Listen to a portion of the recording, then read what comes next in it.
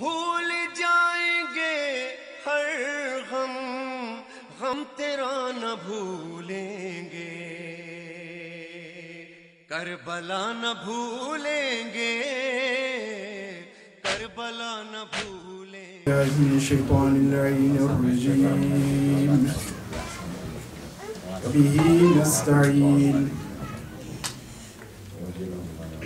بسم الله الرحمن الرحيم الحمد لله الذي جعل الحمد حمدا مفتاحا لذكره وسببا للمزيد من فضله ودليلا على آلائه وعظمته الحمد لله الذي هدانا لولاية إمام زماننا وآبائه الطاهرين ثم الصلاة والسلام على سيدنا ونبينا وحبيب قلوبنا أبي القاسم المصطفى محمد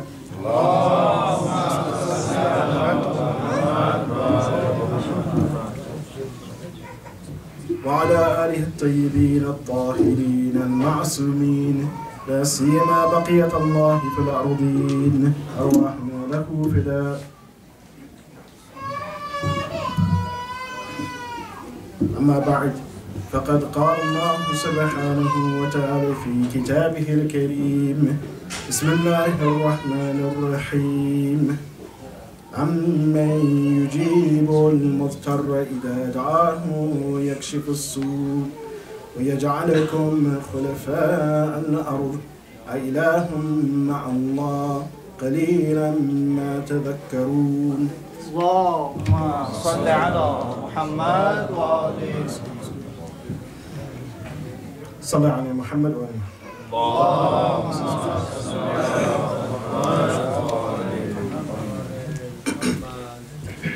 First and foremost, I give my condolences to all of you on the martyrdom of Imam Hussein, his family, and his companions. Continuing our discussion on the verses surrounding verse 62 of Surah An-Naml, wherein verse 62 is the dua of Imam Zaman, Amma yujibu al-mudtar idha da'ahu wa yakshifu as-su'. Allah subhanahu wa ta'ala, as we stated last night, He weaves in and out between establishing His tawheed, His oneness, His wilayat, His authority and guardianship, between directing our attention to this universe and what Allah subhanahu wa ta'ala has created in this universe, and then towards ourselves and our interaction with Allah subhanahu wa ta'ala, that He is the one who answers our call, answers our dua. In verse 63, Allah subhanahu wa ta'ala, again, He returns back to that idea of looking into the universe, that He is the one, أَمَّن يَهْدِيكُمْ فِي ظُلُمَاتِ الْبَرِّ وَالْبَحْرِ, that is He not the one who guides you in the darkness? He guides you upon the land and within the sea. وَمَن يُرْسِلُ رِيَاحَ بُشْرًا بَيْنَ يَدَيْ رَحْمَتِهِ أَإِلَٰهٌ مَعَ اللَّهِ تَعَالَى اللَّهُ عَمَّا يُشْرِكُونَ. That He also, is He not the one who sends to you the winds, riyah, as a source of mercy from Allah subhanahu wa ta'ala? Is there any God other than Allah subhanahu wa ta'ala? Ta'ala Allah. Allah is far exalted, far above that which people associate with Him. We spoke last night about the first part of this verse, verse 63 of Surah An-Naml. So we'll take the second part, where Allah subhanahu wa ta'ala, He draws our attention to this blessing, this barakah of the wind that He sends for us. وَمَن يُرْسِلُ الرِّيَاحَ بُشْرَةً بَيْنَ يَدَيْ رَحْمَتِهِ. Again, Allah subhanahu wa ta'ala, He's drawing our attention again to this universe and how this universe, it works. to show that Allah subhanahu wa ta'ala, not only has He placed benefit in it for us, but at the same time, these things, it indicates upon Allah subhanahu wa ta'ala's existence, His power, His authority. Within the Quran, we find about 18 different times Allah subhanahu wa ta'ala, He mentions riyah, He mentions the wind, or one of its derivatives, riyah or riyah. Sulaiman, riyah. Sulaiman, he has power over the wind. 18 times Allah subhanahu wa ta'ala, He mentions this. Again, drawing our attentions. And of those 18 times, actually 3 times Allah subhanahu wa ta'ala, He uses this exact wording that He uses in Surah An-Naml, this verse 63, where Allah subhanahu wa ta'ala, He says, Yursul al-riyah, that He is the one who sends the wind, bushratan bayna yaday rahmatihi. Bushratan, as a good tidings, as a blessing, as a ni'mah. Bayna yaday rahmatihi. From Allah subhanahu wa ta'ala, as a blessing, as a mercy to mankind. In the Quran, we find that, and again, Allah subhanahu wa ta'ala, He's drawing our attention to this, to look into these matters, to look at this great ni'mah that Allah subhanahu wa ta'ala has given us. Earlier, He called our attention to water, that He's the one who sends down from the heavens water. وَأَنزَلَ مِنَ السَّمَاءِ وَأَنزَلَ لَكُم مِنَ السَّمَاءِ مَاءً. He sent for you water, the basic necessity of life. Here He's drawing our attention to wind. He mentions it 18 times, and He mentions 3 times that it's bushratan, it's a ni'mah. When we look at these verses wherein Allah subhanahu wa ta'ala, He mentions this ni'mah, this blessing, we see that there are a number of blessings that Allah subhanahu wa ta'ala, He draws our attentions to in these with regards to the wind. One, in Surah Ar-Rum, verse 46, Allah subhanahu wa ta'ala, He mentions these winds, ar-riyah. He says, لِتَجْرِيَ الْفُلْكِ. لِتَجْرِيَ الْفُلْكِ. So that by the winds and this blessing, that these ships, they will sail. That ships are sailing by the wind, by virtue of the wind. لِتَجْرِيَ الْفُلْكِ. This is one of the blessings of the wind. Another blessing that Allah subhanahu wa ta'ala, He mentions in Surah Al-A'raf, and also in Surah Al-Fatir, Surah Al-A'raf, verse 57, and Surah Al-Fatir, so 7:57, or Fatir, chapter 35, verse 9. He mentions that سَقَانَاهُ لِبَلَدٍ مَيِّتٍ. That He uses the wind in context with Allah subhanahu wa ta'ala reviving the earth. That it plays a role that, yes, Allah subhanahu wa ta'ala, He sends the winds, and along with, from the heavens, He sends the rain. So again, He's using wind in the combination with the rains that He sends down. But there's a connection between the wind and the rains. And by virtue of that, Allah subhanahu wa ta'ala, He brings to life this earth, or He waters and nurtures the earth that has been dead. سَقَنَاهُ لِبَلَدٍ مَيِّتٍ. He gives life to this deceased earth. In Surah Al-Hajj, chapter 15, verse 22, Allah subhanahu wa ta'ala, He mentions the wind, and He mentions them specifically that these winds are lawaqih. Lawaqih, meaning that they pollinize. Again, Allah subhanahu wa ta'ala, He's showing you all of the blessings, or at least some of the blessings that Allah subhanahu wa ta'ala has placed within this wind. That these winds are lawaqih. When we look at plants and fertilization, the winds play a role in that. That how plants are fertilized. And there's many ways, animals, bugs, bees, but also the wind. So Allah subhanahu wa ta'ala, He's mentioning all of these blessings in the Quran itself. And even more we find also in the hadith of Ahlul Bayt alayhim afdhalu salatu wassalam. One of them in the hadith of Imam Baqir alayhi afdhalu salatu wassalam. Allahumma salli ala Muhammad wa ali Muhammad wa ajil. When he's explaining that the manner of creation, how Allah subhanahu wa ta'ala, He created the earth, the heavens and earth. As a part of that explanation, Imam Baqir alayhi salatu wasalam, he says, أمر الرياح فضرب وجه الماء حتى صار موجا. He says, Allah subhanahu wa ta'ala, He commanded the wind until the wind, it struck the top of the water. And from that, waves were created. So Imam Baqir is giving again another barakah, a blessing of the wind. And when we think of this, why is Allah subhanahu wa ta'ala, He's drawing our attention to these things?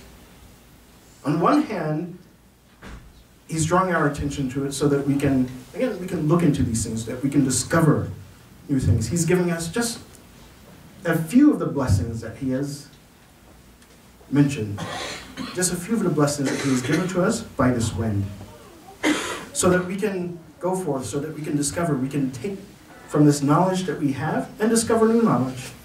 Of course, the Quran is not a book of science, nor the Hadith books of science, but nonetheless, they set for us knowledge. They bring about curiosity. This is why Allah subhanahu wa ta'ala, He states in these verses, Amman, Amman, Amman, to draw our attention to these things, that look into these things. Look at the wind and what it does. Understand the power of wind. Today we have wind power that can generate energy. But again, this is something that if we as Muslims, if we look to or listen to what Allah subhanahu wa ta'ala states, or we take the advice of Ahlul Bayt alayhim salatu wasalam, meaning that they're drawing our attention to certain things, yes, we discover certain things or we have certain knowledge, and then we should go beyond that to see how far these things go. In fact, in one of the hadith of Amir al-Mu'mineen, Ali ibn Abi Talib alayhi salatu wasalam,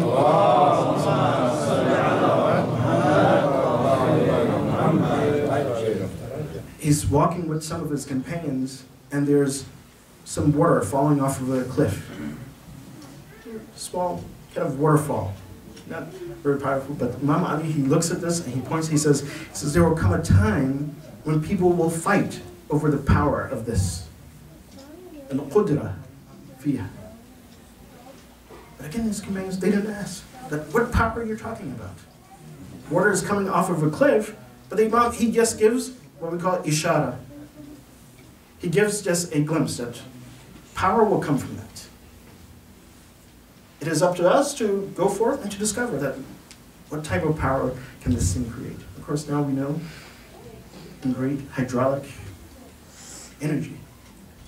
You can generate, actually, Niagara Falls generates half of the city's electricity.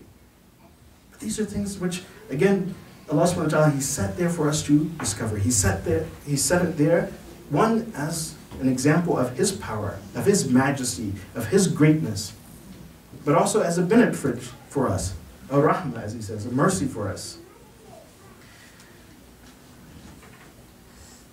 And while, again, it's not a book of science, it is something that we can take as what in Arabic philosophy we say dalil. This is a guide. It is directing us to something. It is drawing our attention to the creation of Allah subhanahu wa ta'ala. Then we take that dalil and we turn it into burhan.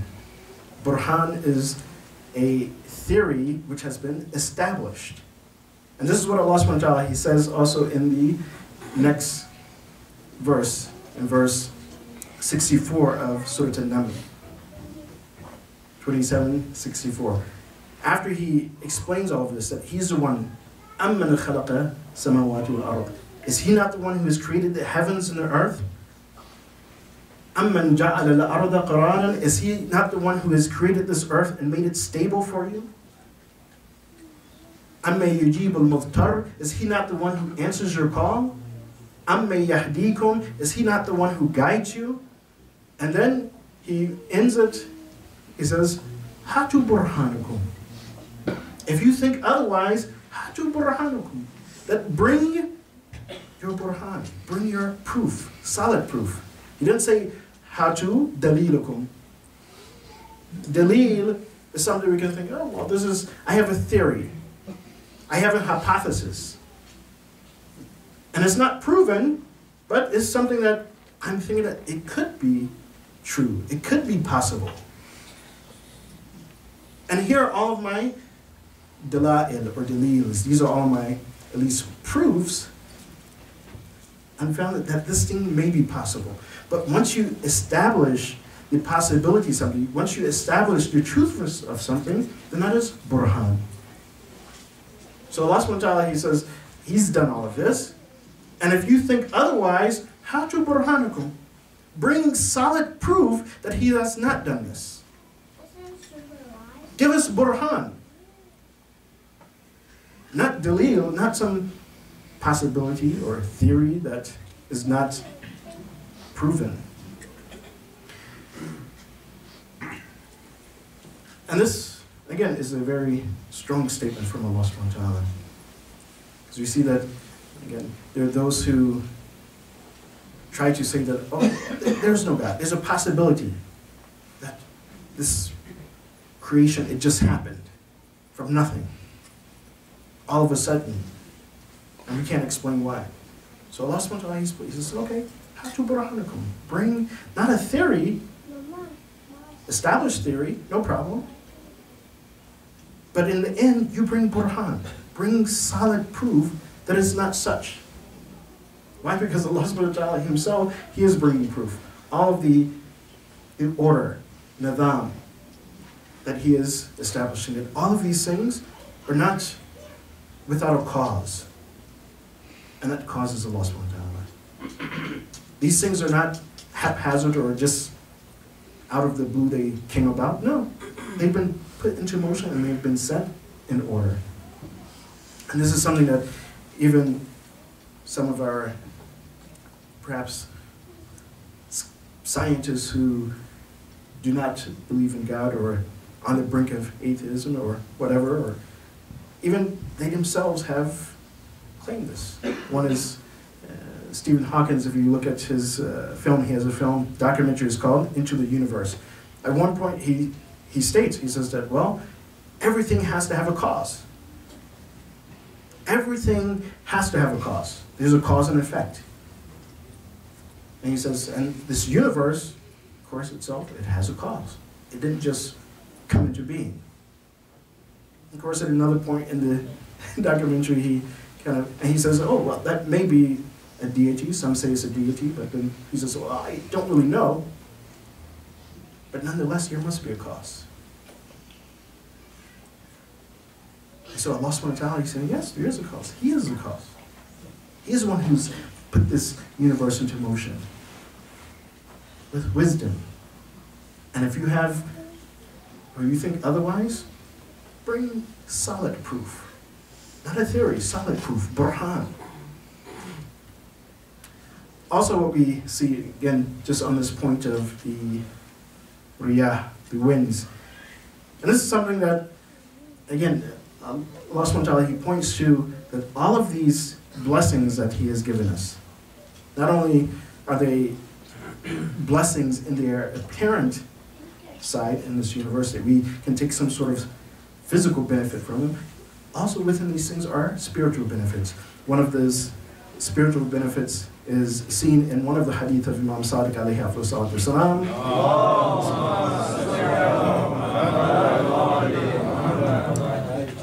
But it's also amazing that how even in this spiritual benefit that Imam Sadiq is alluding to, that also there's an indication even on the physical and worldly benefits that we can gain from the winds. So Imam Sadiq, he says there are 4 times which one should make dua. These are some of the best times to make dua. And among those 4 times, he mentions when the wind is blowing. He says this is a time that you should make dua. He says at this time, he says the doors of maghfirah, the doors of, the gates of forgiveness are open. In other words, again, this is a blessing from Allah that's coming, and you make dua to Allah subhanahu wa ta'ala in this time when the wind is blowing. And in one of those hadiths, he mentions, he says that when the wind is blowing, he says, فَأَكْثِرْ مِنَ التَّكْبِيرِ. then you should give takbir as much as you can. One, the wind is blowing, and so you praising Allah. Allahu Akbar. Allahu Akbar. Begin to recognize and to thank Allah subhanahu wa ta'ala for this ni'mah He's giving us. And then he says, then you make this dua, Allahumma inni as'aluka khayra ma hajat bihi riyah. That, oh Allah, I ask of you the goodness or the good that you have brought from this wind, from the, again, the movement and the motion of this wind. Wa khayru ma fiha, and whatever is good in this wind, I ask you of that. Wa a'udhu bika min sharriha wa sharri ma fiha. And I seek your protection from whatever is bad in that wind. When you think of this, it's a dua from the Imam. On one hand, we're asking Allah subhanahu wa ta'ala for His blessing and His ni'mah, something that could be unseen. But at the same time, the Imam, he's pointing to that in this wind, there may be good, and also there may be bad. Whatever is good in the wind, we ask Allah subhanahu wa ta'ala for that. Whatever is bad in it, then we ask Allah subhanahu wa ta'ala for protection for that. And without going into a lot of detail, because yeah, we can take this, someone who is scientific, who does science, he can take this and begin to, again, just build upon this. Okay, what is good in the wind? Right now, what immediately comes to mind, sometimes we have a pleasant fragrance that comes, and we smell it, and it's good. Or at times, some individuals who, they are skilled in aromatherapy, they give you certain scents in order to, again, to relieve tension. So this may be good in the wind. What is bad in the wind? As we know that quite often we have airborne diseases, tuberculosis. So we ask Allah to protect us from these things. So Imam, he's giving us, again, these are all ishara, these are just indications of things. Allahumma ja'alha alayna rahmatan. And Allah subhanahu wa ta'ala, make this wind for us a rahmah, a source of mercy. Give us what's good from it, and protect us from what is bad from it. And for those who disbelieve, then they will not receive any benefit from that. This is also part of the dua. وَعَلَى الْكَافِرِينَ عَذَابًا وَصَلَى اللَّهُ عَلَى مُحَمَّدٍ وَآلِ مُحَمَّدٍ.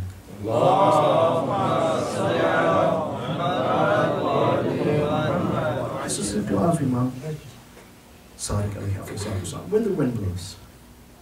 All of these are, again, indications to us of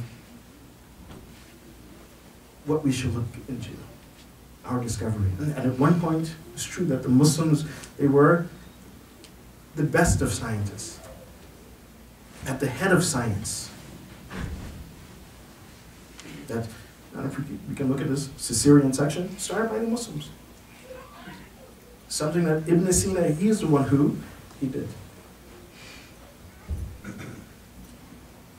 Mathematics, the algorithmic code, Al-Khwarizmi. Even the algorithmic code that we have now, that every single computer it uses in order to be stable, in order to function. That algorithmic code was established by, again, a Muslim, Muhammad ibn al-Khwarizmi. And we think that, why have Muslims not been at the forefront of discovery of science today? Unfortunately, some think that, oh, the Quran, it needs to be updated, or, hey, the Hadith, these are old things. No, these are not old things. And many of these Hadith, many verses of the Quran, Allah subhanahu wa ta'ala is laying a foundation. The Prophet and the Imams are laying a foundation. Mentioning one thing, but again, for you to go for it and to discover. Not mentioning everything, just look, there's good and there's bad in the wind. Now you go forth and you figure it out. Make theories, create theories, and then once you create that theory, bring burhan, bring, again, solid proof that what you're stating is true. And Allah subhanahu wa ta'ala, He states that, again, I'm not a scientist, but Imam Baqir is stating that Allah subhanahu wa ta'ala, when he was creating the heavens and earth, he commanded the wind to strike the water, and it created waves. I'm not a scientist, I can't say that for absolutely a fact that this is the case, or, but it's something that needs to be looked into. What is the relationship between wind and the waves? Is there an effect? If the winds are blowing to a certain degree, does the waves get higher, or what happens? Does it make the wave crash sooner? I don't know. These are theories we should put forth. Test them. And then bring burhan. It's interesting that even now that some scholars, they say that, when they try to say that, well, yeah, at one point, Muslims were at the head of science and discovery. But now there are things which are, that they even make Muslims that they are uncomfortable with. And they say, and you bring basically one example, and that is evolution. They said, well, evolution is, and you have Muslims who are in favor of evolution, some who are against it. And I say, usually it's the religious scholars who are against. The thing is, the evolution, again, it's a theory. Possibility. There's nothing wrong with bringing forth a possibility, but in order to say that, yes, this is absolutely the fact, as Allah subhanahu wa ta'ala says, Hatu burhanakum, bring the burhan. 2 + 2 is 4. You can't doubt that. This is burhan. Other things, like we mentioned about the word, that's a dalil. There's something that's indicating on that, but what is the actual fact? And we don't build and develop things just on absolute speculation. Even there's aspects of the evolution, again, once Darwinian evolution it came about, there's still questions. Okay, well, if people were monkeys, I don't think my ancestors were monkeys, but if people were monkeys and they were monkeys first and then they became people, okay, so why did this evolution stop? What happened? Just all of a sudden, boom, it stopped. It began all of a sudden and it ended all of a sudden. Even, again, the date of when there was humanoids, from monkeys to humanoids, even that was off. Again, it's theory, that's fine. But then when you begin to build concepts upon it, and you begin to, again, to categorize people as, oh, well, these people don't know anything. If they don't believe in your theory, which is unproven, what basis does that have? Bring something that, yes, that's solid. That's burhan. Even, we have Western scholars now, Stephen Myers, he's one of the founders of the intelligent design.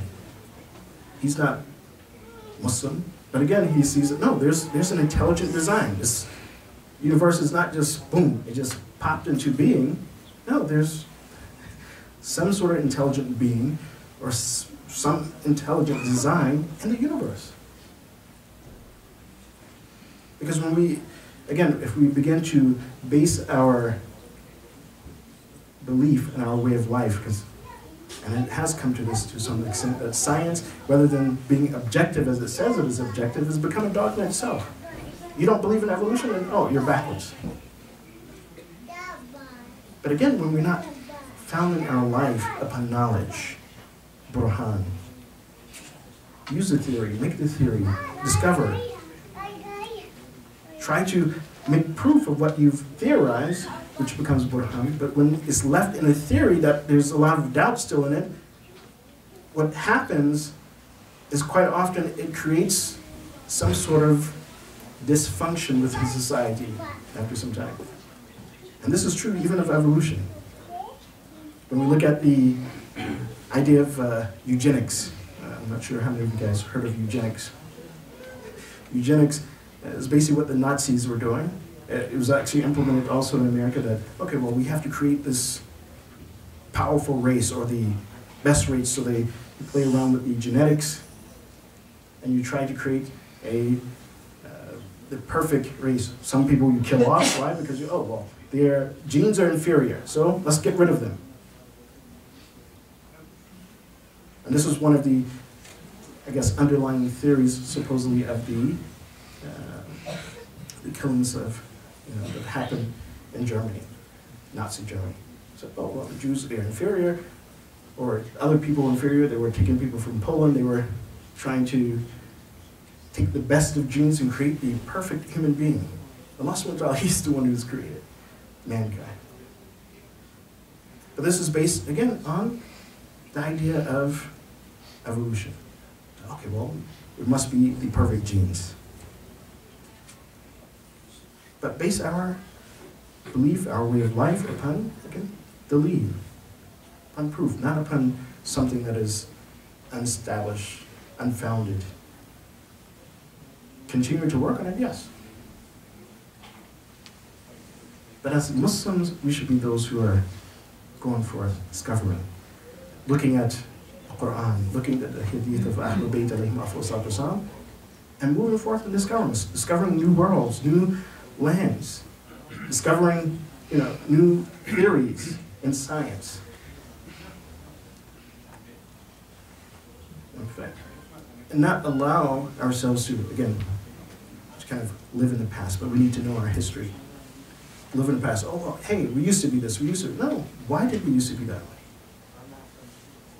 Because, again, we took these, what we call in Arabic, isharat, these indications from the Quran, these indications from the hadith, and we built upon those.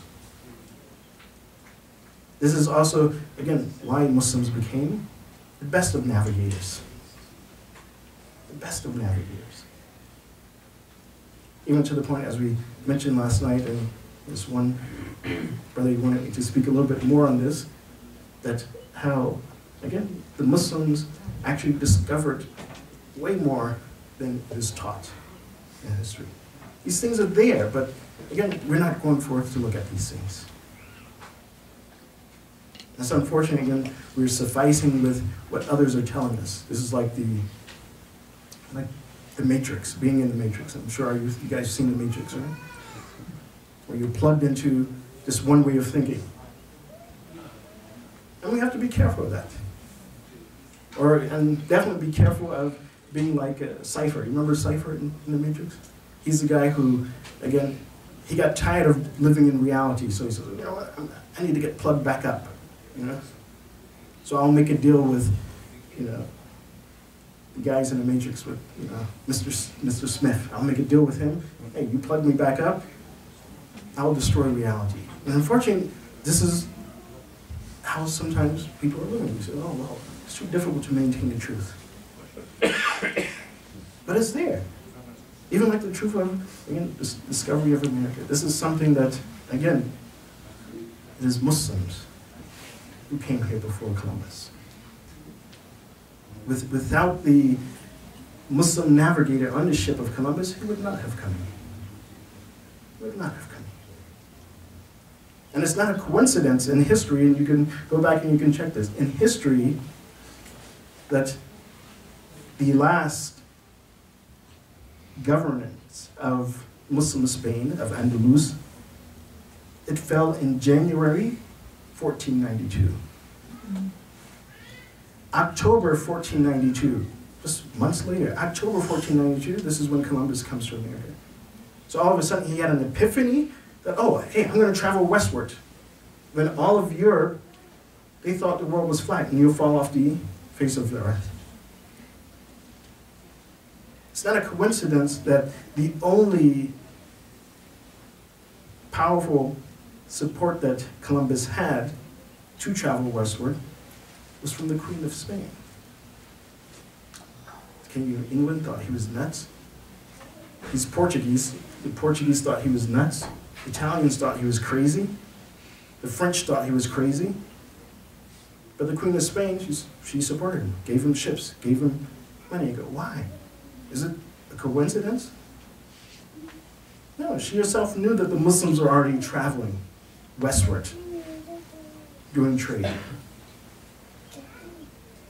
And actually, when you read some of the history, you say, oh yes, actually Columbus, he he wrote out the directions that he's going to go. Just out of nowhere, without any reason.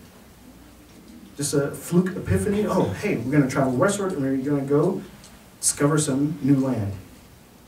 It wasn't a coincidence. It wasn't a coincidence, and this is even what one Western scholar, she writes in one of her books. She's not a Muslim, and her field of study is not even Islamic studies. Field of study was medieval literature. Medieval, meaning the literature, European literature in the medieval period, dealing with medieval English, medieval French, Italian. And she writes that, and her name is Maria Minakov, and she writes in one of her books, Shards of Love, that when she wanted to, like when she was reading, when she was studying for her PhD, she kept coming across like Muslims in the medieval period, in medieval Europe, and a connection between the literature. So she got this idea that maybe I should learn some Arabic to help me to understand the literature. One of her professors told her, no, leave this, don't study it. The second professor told her, says, if you do not study Arabic, says, you'll never understand English literature in the medieval period. You'll never understand French literature in the medieval period. It says, actually the literature, European literature in the medieval period, it owes a lot to Arabic. The poetry, everything. It says, literature in English would not be what it is today without Arabic. But again, how well do we teach our youth Arabic to understand this connection? She writes in this book, and this, subhanAllah, she says that in her opinion, she believes that the travel logs of Columbus were intentionally destroyed. Although some of the logs were saved, or logs of his son. And she writes that in that period of Exodus, because the Queen of Spain, she gave the Muslims and the Jews, she gave them a period that by this time you should leave. This is when the Muslim army, they were defeated. But she gave them a time that by these few months, you should leave from Spain. Either leave or convert to Christianity, or you will be killed. It was the Inquisita, the uprising. At this time, this is also around the time that Columbus, he was actually planning to sail westward. And he needed people to go on his ship. Maria Minakov, she mentions, she says that Columbus, when people were coming to him, this is a few Jews, they actually came to Columbus to be upon his ship because they didn't want to remain in Spain. And they didn't want to change their religion. And so one of the ways off, especially for those who didn't have money, who weren't rich, was Columbus. We'll go with him and he'll take us away from him. But Columbus was rejecting people, and he only took those and he stated that if you know Arabic, then you can come with me because I need translators in the New World. And she writes, this is actually in the book, that in the New World, you need translators. So if you know Arabic, then come. If you don't, you're useless to me in my ship. One of our Muslim historians, Al-Mas'udi, and his book, he wrote a book in history. His book is, he lived during the basically 10th century. He died in 957. This is the 10th century. And he writes in his book, it's in Arabic, that the Muslims were going to a land that is in the west. They left from the western coast of Spain and also from the western coast of Africa, and they sailed westward. And they were doing trade. This is in the 10th century. And basically, Columbus, he discovered America in what? 15th century, 1492. These things are here. But it's up to us, again, to champion those, look at our own heritage, the Quran, the Hadith, what our scholars have written, and build upon that. So we understand that, again, one, we are proud to be Muslims, our youth are proud to be Muslim. To understand the legacy that we have been given. the knowledge we have been given from Allah subhanahu wa ta'ala, the legacy we have been given from the Ahlul Bayt. And this is one reason why we come and we commemorate the Shahadat of Imam Hussein. Not simply just to repeat the history, but to understand that legacy we've gained from him. To gain some lesson from him so that, again, we can build our future. This is why we mourn. This is why we cry for the Shuhada of Karbala. And we look at their bravery, that we too may can be brave. We look towards their sacrifice, so we can, again, when the time comes, we make our own sacrifice for the betterment of the Muslims, for the betterment of mankind. And among those individuals in Karbala who made a great sacrifice was Abbas ibn Ali, the brother of Imam Hussein, that he sacrificed himself just to bring water to the camp of Imam Hussein. That when the water had been cut off and the women and the children of Ahlul Bayt, that they were thirsty, had not quenched their thirst in the burning plains of Karbala.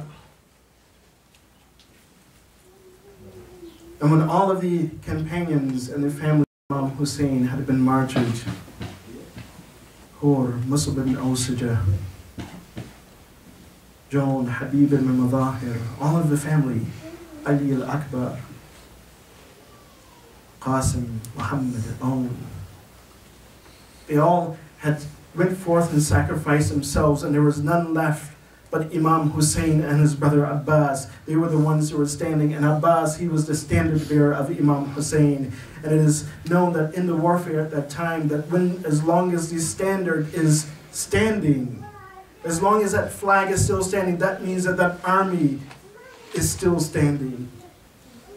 That army is still together. But subhanAllah, that an army of 2 people against an army of thousands. But nonetheless, that standard was so important that when Abbas ibn Ali, he came to Imam Hussein and he asked his brother, Ya Mawla, and that's what he called his brother, Ya Mawla, allow me to go forth and to fight to defend the household of Rasulullah. Imam Hussein, he looked at Abbas with saddened eyes. He says, if you go forth and the standard falls, then who will be with me? The army would be lost. Subhanallah, that Imam Hussein, he saw the entire army in Abbas and himself, that if the standard falls. It's stated that after Imam Hussein initially told Abbas not to go forth to fight, shortly after that, Sukaina, she came to her uncle Abbas, crying, Al-Atash, Al-Atash. So Abbas, he went back to Imam Hussein. He says, if you do not allow me to fight, at least allow me to go and to get water. And Imam Hussein, he looked at Abbas. He says, Anta hamil with you. Oh Abbas, you are the standard bearer. Nothing should happen to. In azamita fastasqi lana, that if you're intent upon this, then go forth.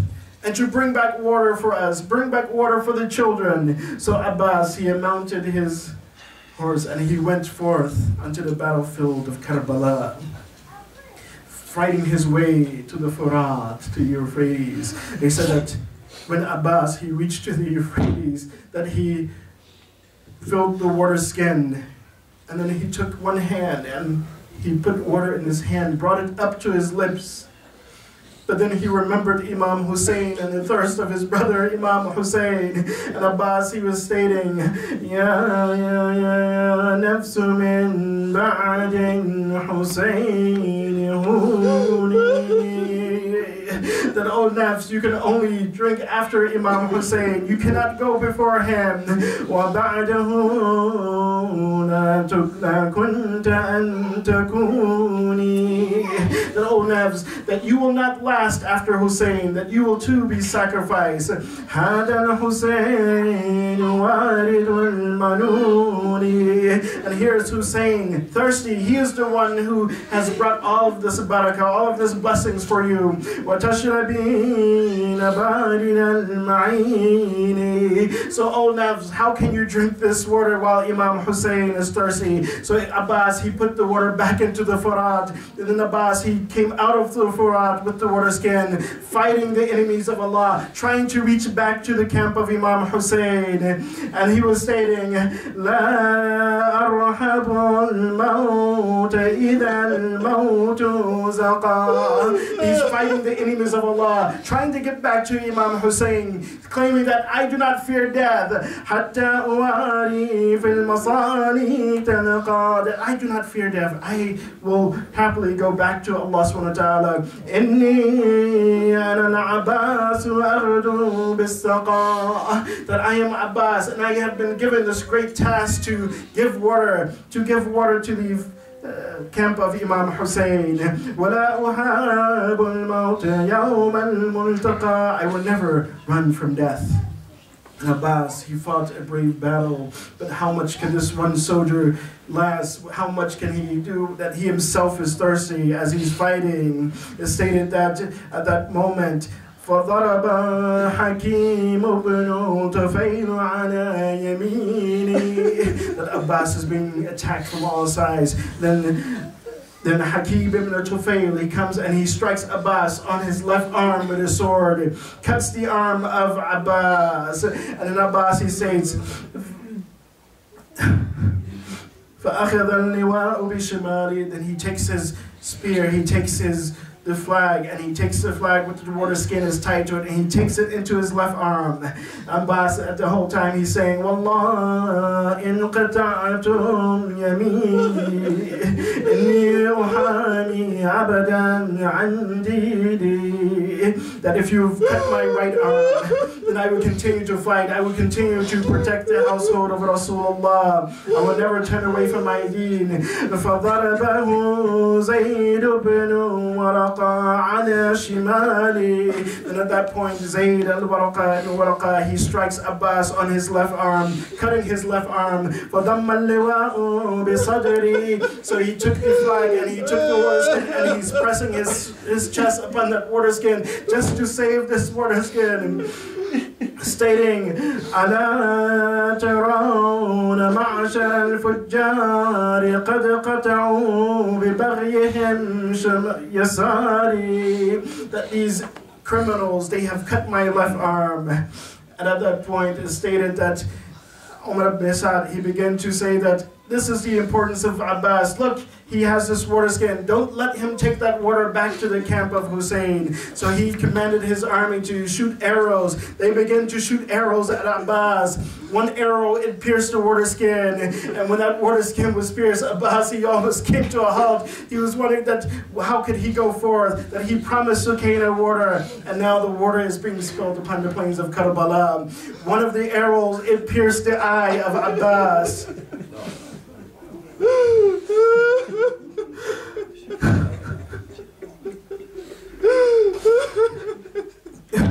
One of the arrows that pierced the eye of Abbas. فحمل عليه رجل تميمي فضربه بعمود على رأسه. And as the arrow pierced the water skin and the eye of Abbas, one man, he came along from the Bani Tamim and he struck Abbas on the head with a mace. فَخَرَّ صَرِيعًا إِلَى الْأَرْضِ. And Abbas, he fell into the ground from his horse. But you see, Abbas, he fell like no other shaheed.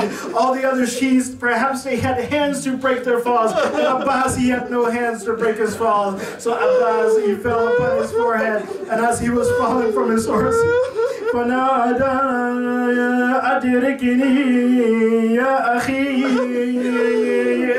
He he called out to Imam Hussein that, oh my brother, come help me. And it stated that this is the first time that Abbas, he called Imam Hussein by his brother, oh my brother. Before he would just say, Ya Mawlai. But here in this time of need, he's calling Imam Hussein, Adirikini ya akhi. When Imam Hussein, he heard this call, Imam Hussein, he said, قَدْ انْكَسَرَ ظَهْرِي.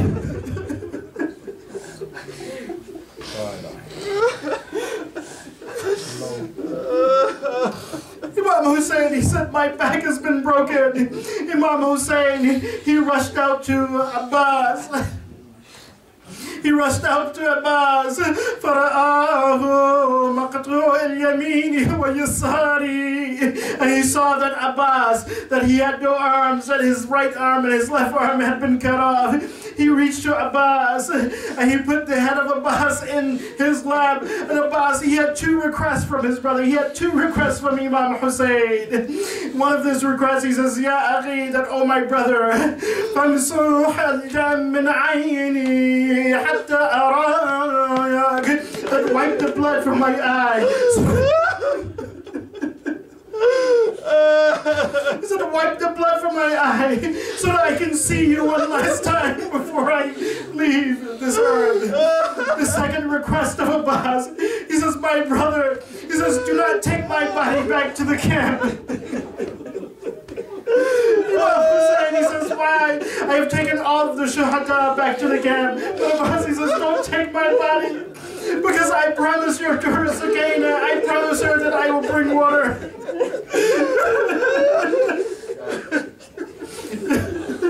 I promise that I will bring her water, and I have not been able to fill this promise.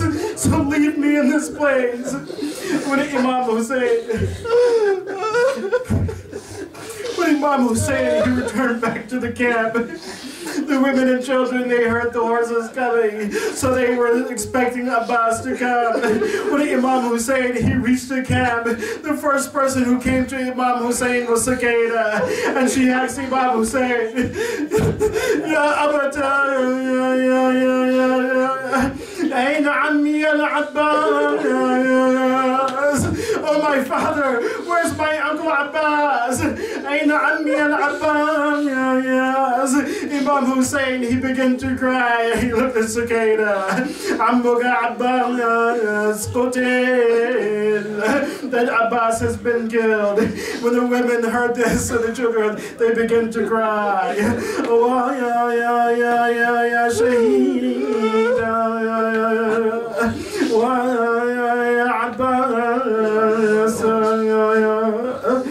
Assalamu alayka ya Abul Fadl Abbas.